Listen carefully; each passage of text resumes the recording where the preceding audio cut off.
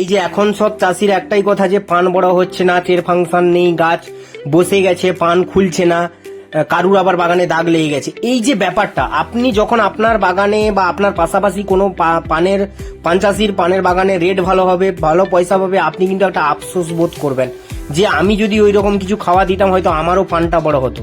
বা যে চাষিটার বাগান আপনারা ভিডিওর মাধ্যমে দেখতে পাচ্ছেন, এটা ভেজের মাত্র 15 দিন হয়েছে, রিসেন্টলি তোলা ছবি।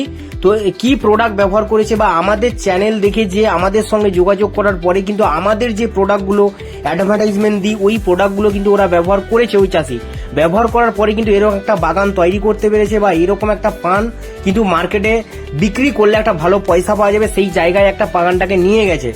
এই প্রত্যেকটা চাষিকে বলবো, যে সমস্ত চাষির বাগান খারাপ হয়ে গেছে, আপনারা অবশ্যই এরকম কিছু খাবার ব্যবহার করুন যেটা স্ক্রিনে দেওয়া রয়েছে, যাতে আপনাদের বাগান ভালো হয়। অন্য কারুর পরামর্শ বা অন্য কারুর পান যে আপনার বড় হচ্ছে আপনারা আফসোস করছেন, আপনারা নিজেরা ব্যবহার করুন, দেখবেন ওদের থেকেও আরো ভালো পান তৈরি করতে।